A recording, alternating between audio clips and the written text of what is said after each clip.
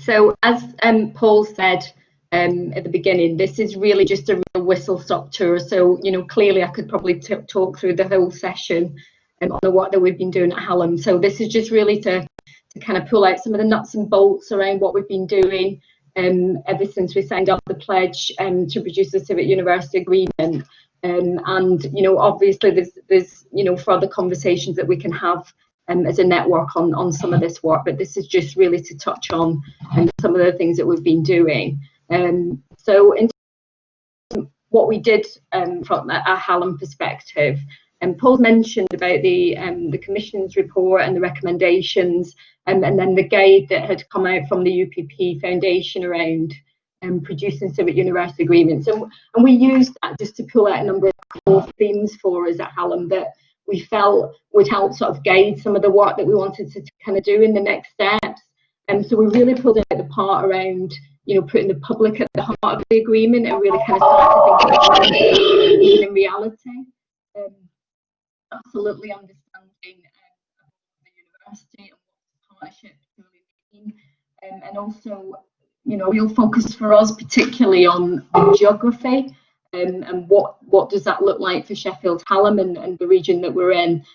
So we were very conscious of using the guide to kind of think about and inform some of the work that we were going to do as we moved ahead. What have we done? Well, the first thing that we did was to really sort of do a step back and think, well, okay, you know, we've committed and pledged ourselves to produce the Civic University Agreement, but what are the different aspects of work that we need to do? A lot of that running concurrently, that we really felt that we needed to kind of embark on.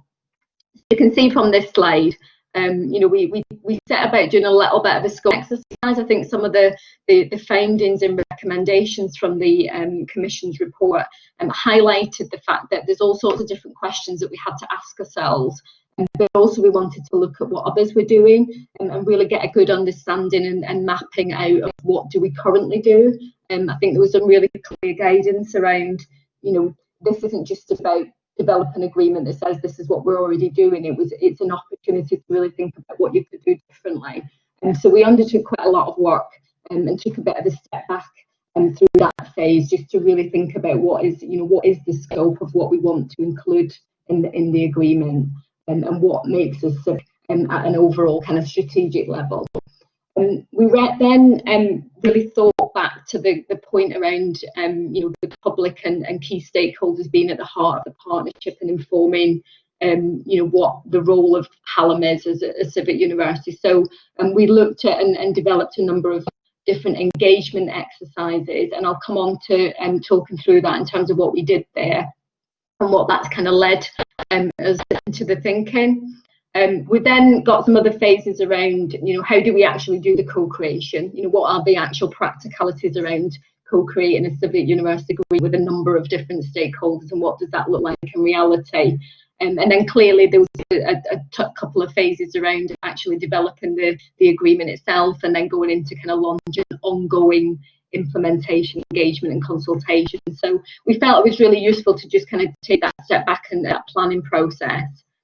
And I just pulled out on the next few slides some a little bit of detail around what some of the thinking that we did. So, you know, part of the challenge when we looked at the definition and scope of the Civic University Agreement was really around, you know, what is civic to us at Hallam.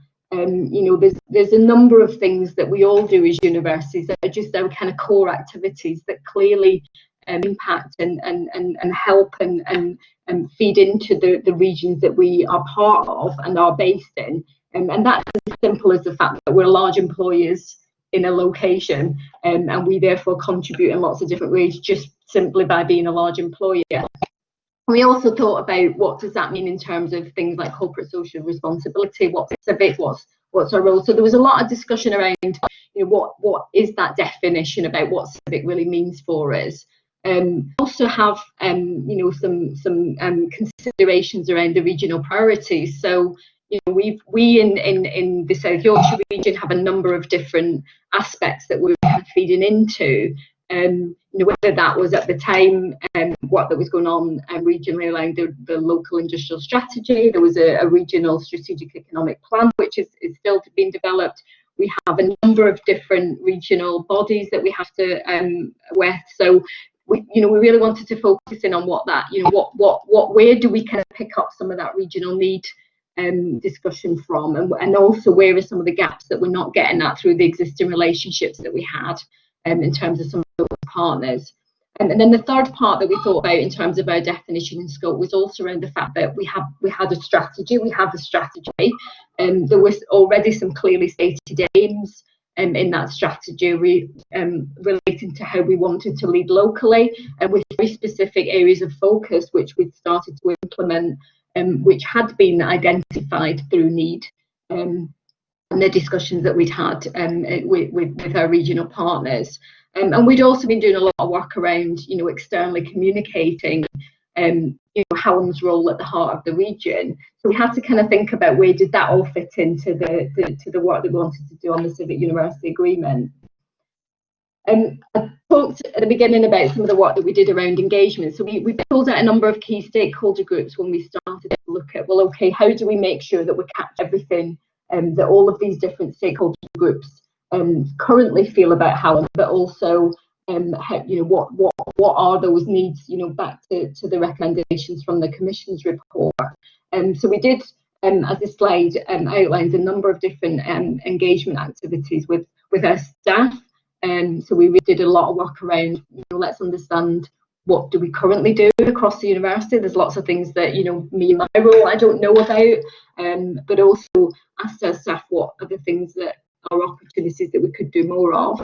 We engaged in conjunction with our students' union, with our students, and particularly with targeting groups of non-engaged students that we wouldn't typically always be able to get input from.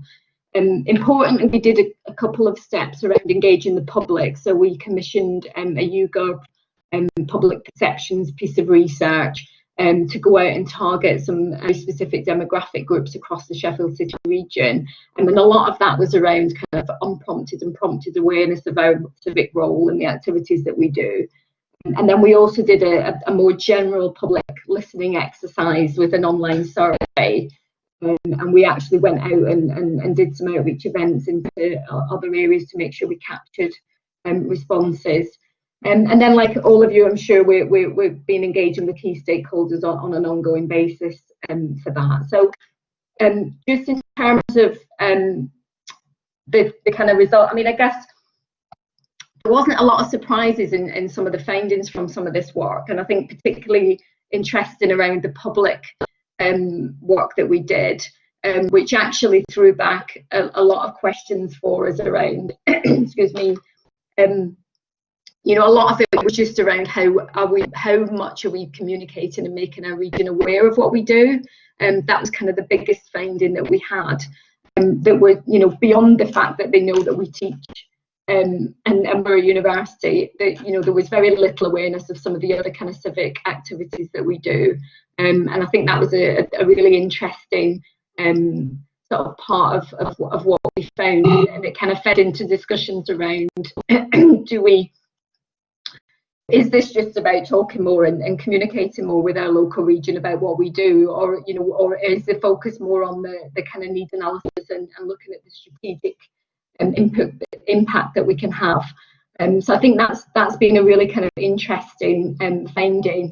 It led us to some thinking around some of our civic choices. So we started to have some strategic discussions internally about what is our level of ambition in terms of our civic role. And we've discussed and looked at what the geographical scope is. We've got a lot of, as you can see on that map, we've got a lot of outline areas, and it could actually be quite wide. We've also had discussions around how do we maximise impact. There's the findings of all the work we've done is there's loads and loads of things that we do, but actually how do we get ourselves focused to have the biggest impact? And then also thinking about how do we channel our resources effectively, and how do we prioritise or reprioritise our existing resources around this work. And so it's been a really useful exercise to help sharpen our thinking. And I'm going to leave it there because I'm conscious of time, but I hope that's been a really helpful sort of overview of bits of the work that we've been doing. Thank you so much, Jacqui. It would be great if we could applaud and be in the same room together. Just that is such a helpful overview of the work that you've done. The chat is buzzing. It's fantastic. Thank you so much to people for using chat, because it's a really good way, I think, of getting questions framed, and also some answers have been coming in. We've had the team from Sheffield Hallam picking up on some of those questions that you've been asking, for instance, about the extent to which Sheffield Hallam was engaged with the community before this process started. What was your starting point? And Natalie from Sheffield Hallam's sort of responded to that in the chat. I'm going to just pick one question for you, Jacqui, because I know you need to move to a COVID-19 related meeting fairly rapidly. Sarah talked about this, Sarah Kay. This is a wonderfully thorough process you've undertaken. I was wondering how much staff resource you had working on this, and from start to finish, how long has this process taken? Okay, yeah, that's a really important question. So we have quite a small team working on this in Hallam, but actually we've have a focus through my team on external engagement. So we kind of sort of jumped on board existing activity that my team were already doing. So we've got quite a small external engagement team. We worked really closely with our in-house customer insight team as well in terms of the YouGov and public perceptions work. So we do have a better resource that could help us with that data analysis. But we have, you know, I've got sort of 3 people in my team that have kind of contributed to get embarking on this activity. We've kept it to take quite a tight group on that. In terms of how long it's taken from start to finish, we went out and kicked off the staff. The staff engagement activity was the easiest to just kick off, because it's our staff. We have lots of engagement activities already in place, so we just jumped on board with some of that. So we started that through the summer last year, and started to do some of the data gathering exercises on that bit. And the YouGov activity we did in sort of August and into September, and then the public perceptions work we ran through October, November. And then, you know, we used kind of January to do a bit of pulling together all of the analysis on what it was telling us, and that obviously then was starting to feed into what did we do next around stakeholder engagement, particularly with those anchor institution partners, where we wanted the discussions to be informed by what the public was telling us, rather than us just kind of, you know, ploughing on and going out and having those conversations. And then obviously something else got in the way in February, as it did for all of us. So that slightly just impacted on our timing. But yeah, you know, we've not rushed it, but we've made sure that we've done it in a flow of activity.